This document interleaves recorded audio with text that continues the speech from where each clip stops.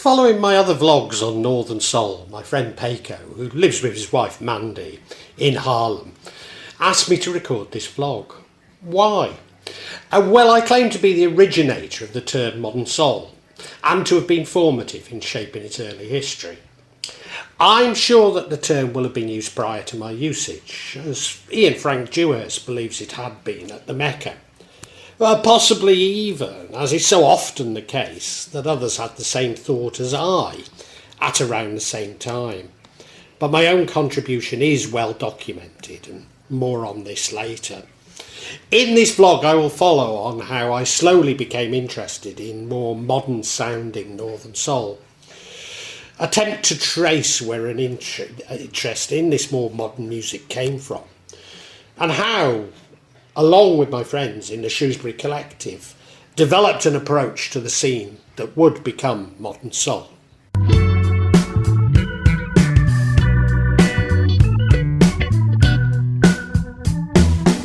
would argue that modern soul was not a break with Northern Soul traditions, but actually reinforced and reinstated them. Going back to the origins of Northern Soul at Manchester's Twisted Wheel, when at both Brasenose and Whitworth Streets, a high proportion of the music played was relatively recent releases. In part, the eclecticism of music played reflected the difficulty in accessing R&B and soul music in the UK at the time. Certainly UK labels like Stateside did make black music more accessible. There were also plenty of UK-based blue-eyed soul and beat ballad artists available on British labels. For imported singles, however, these would be available through specialist retailers. Famously, there was F.L. Moore's shop in the home counties, which seemed to have been importing remainders, particularly the Rictic label. The same would be true for those clubs which developed around the emerging Northern Soul genre, such as the King Mojo in Sheffield, Chateau Imney in Droitwich, the Cats in Wolverhampton, the Night Owl in Leicester and Club A Go-Go in Newcastle. Of course, prior to 1970, all records played were 1960s. I guess a few may have been from the 1950s, but I cannot trace any distinct preference for older records, nor a particular style, apart from not following the South into psychedelic rock. Places like Cleethorpes Pier and Winter Gardens, Sheffield Samanthas, are to this day associated with mixing 60s and 70s tunes. But in the early days there was no such distinction at Wigan Casino.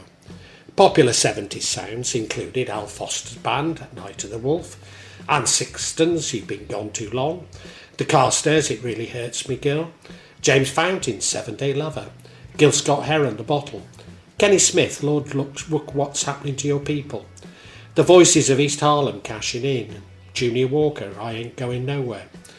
Later on, and worthy of mention, is Diane Duquesne, Better Late Than Never, which was released on the Contact label, whose main label, Arcade, also released Casino Classics. The Casino's second dance floor, Mr M, stayed open until 6 a.m. and played oldies songs from a variety of DJs, including Dave Everson, Steve Whittle, the Stoll Twins and others. This gave rise to the Friday All-Nighter with exclusively oldies format from February 1976 and tended to reinforce the view that Wigan was almost exclusively oldies venue by the late 1970s, even though it blatantly wasn't. And nevertheless, a good many local venues, especially in the UK, are frequented by those who would occasionally attend the oldies, whom I find I have very little in common with.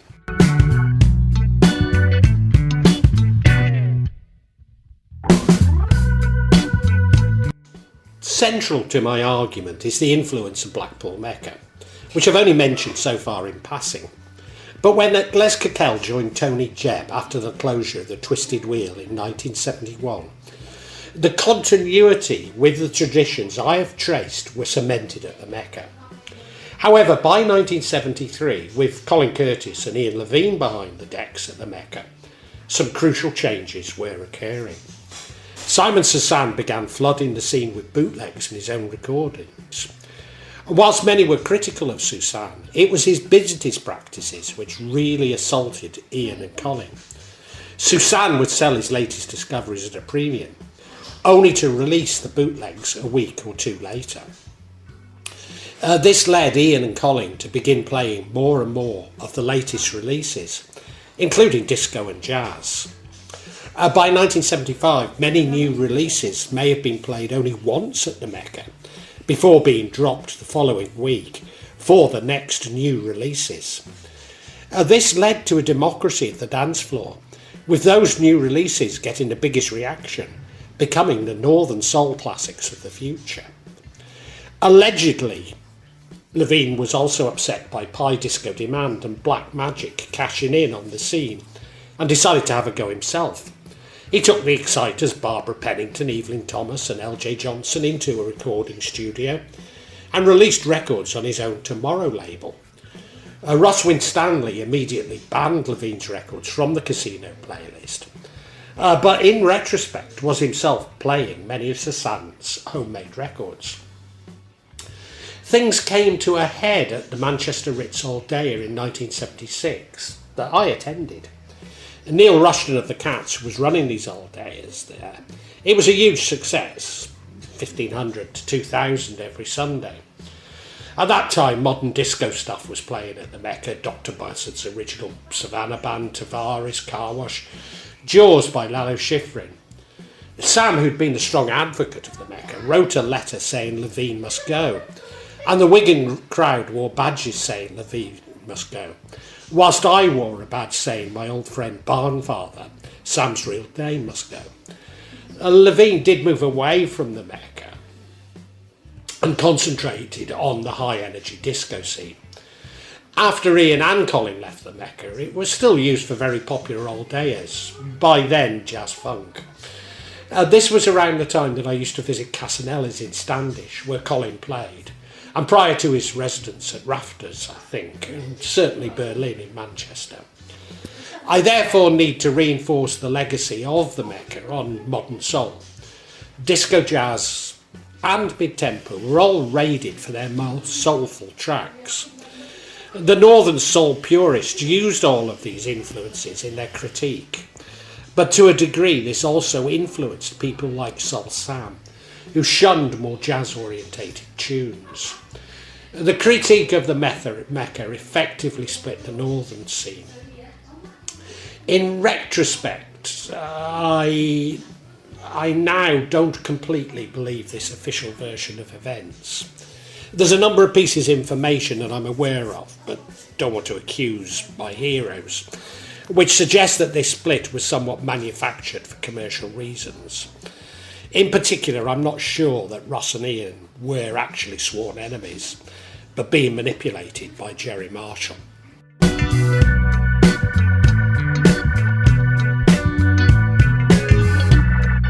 As I say, this effectively split the scene between those identifying with the Mecca and those with Wigan.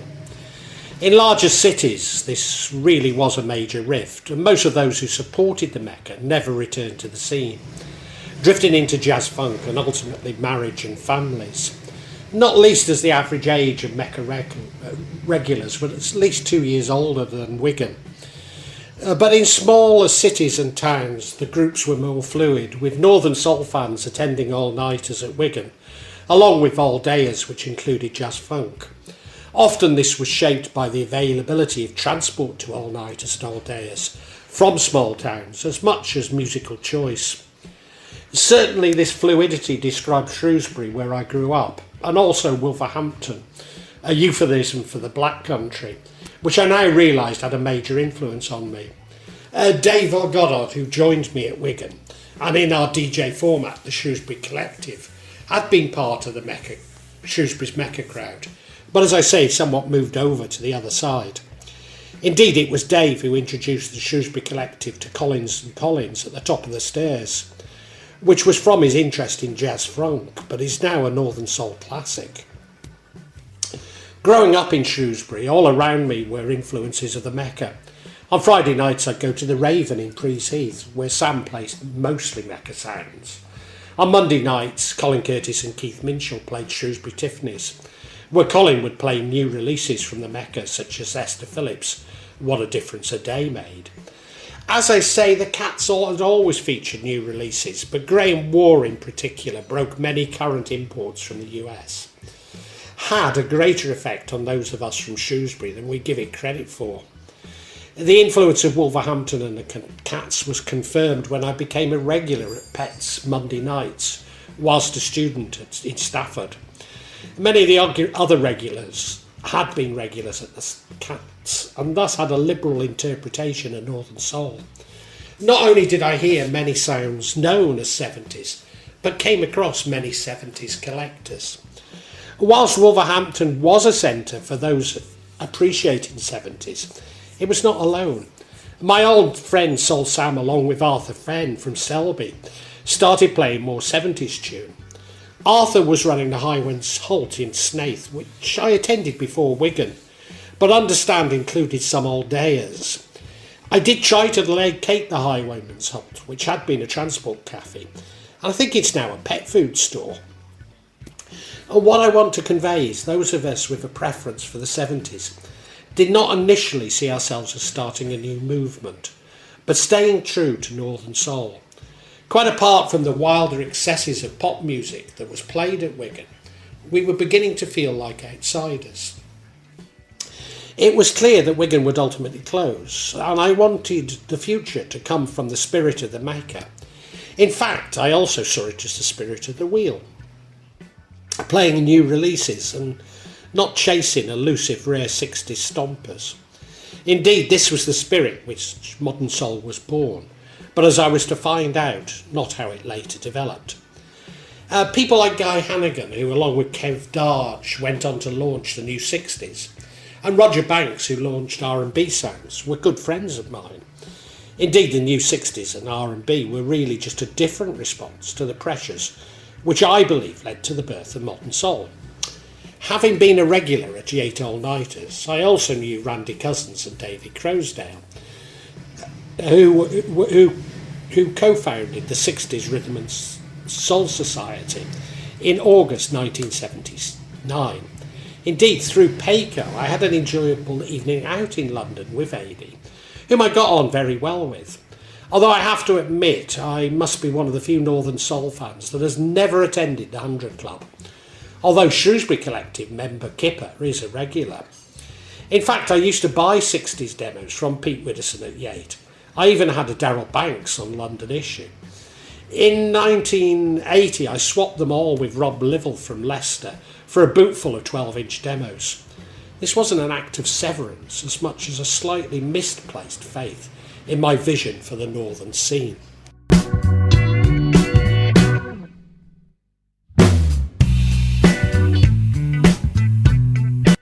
Once I completed Polytechnic in Stafford in May 1979, I temporarily moved back to Shrewsbury, where along with Dave Goddard and Kipper decided to start a soul night, playing exclusively 70s and mostly new releases. We were later joined by Dave's younger brother Andy and called ourselves the Shrewsbury Selective.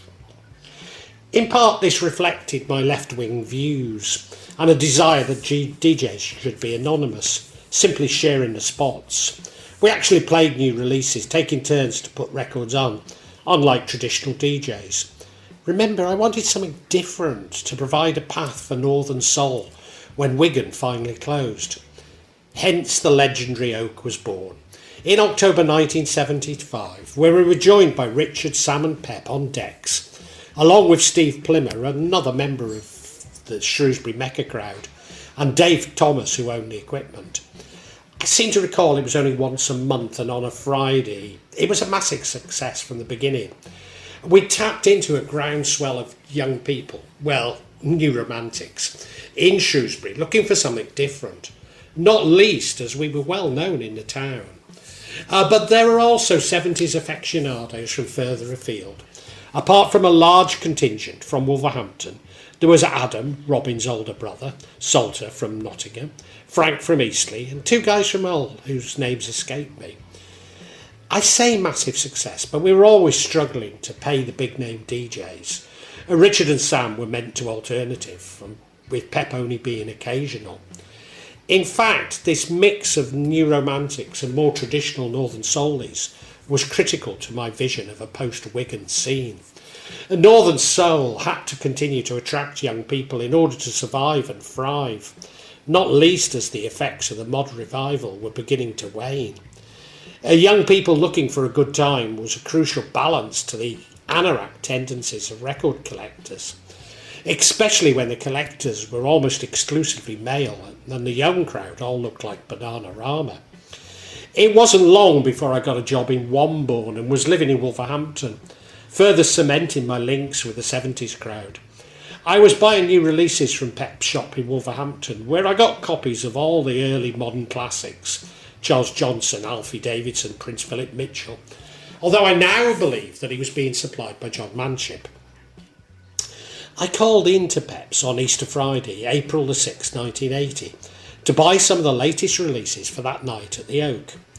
It's interesting, as only 3 years previously the Black Country worked on Good Fridays and took the following Tuesday off, when I recall attending a Lafayette All-Dayer. I arranged to meet Dave Goddard, maybe also Andy, and probably Plimmer that afternoon in the Yorkshire House in Shrewsbury, a rockers pub but Plimmers local. Kipper was working, probably then as manager of R Price Records, and joined us during his lunch hour. I pulled out my latest releases and showed they were from 1980. How could we possibly continue to call our nights 70s? That was the day modern soul was coined. I'm willing to believe that people like Steve Goddard came up with it independently, but later when I was living in Newbury and spending every other week at a hotel in Tunbridge Wells, I phoned Steve in Tunbridge and he was distinctly cagey with me. Not at all like people on the scene. But then I do instill such emotions in others, not least as I'm unwilling to compromise. Paco claims that Black Echo's March the 14th, 1981 had an advert for a modern soul night at the Oak. But I'm sure there will have been earlier adverts. After all, I used the term in April 1980. Sam picked up the term from the Oak, but no way do I want to take anything away from Sam, nor indeed Arthur, who were pioneers.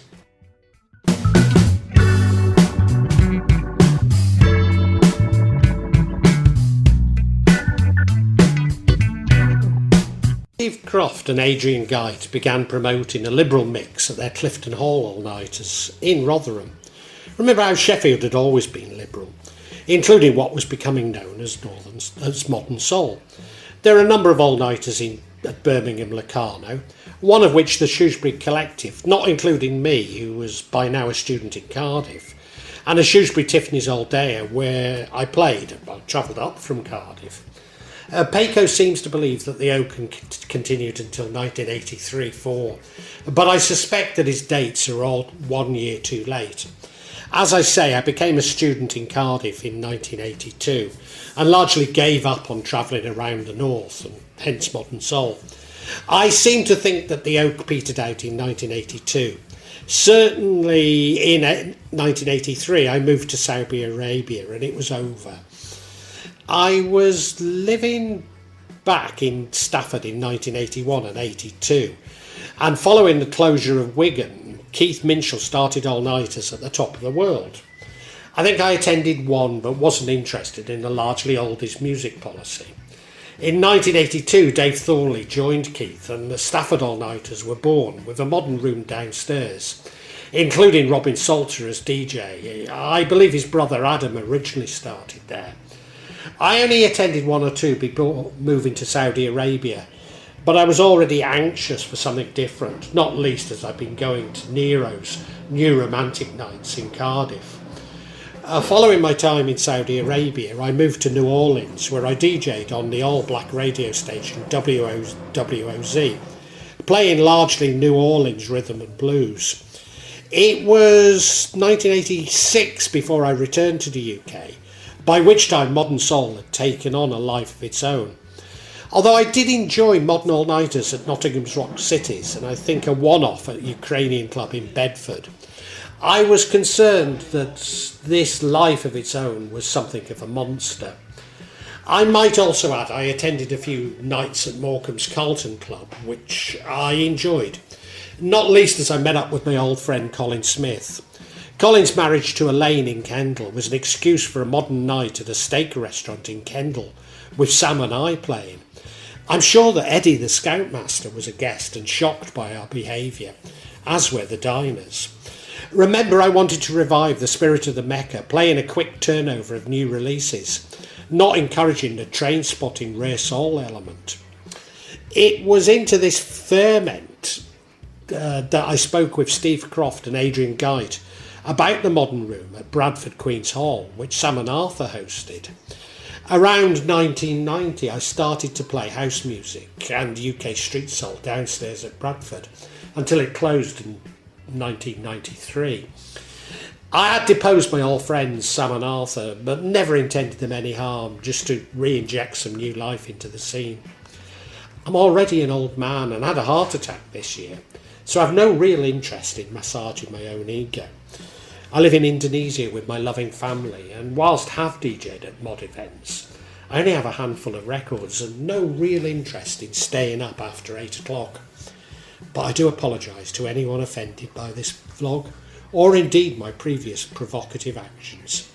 I absolutely promise that I'm being brutally honest about my role in the development of modern soul.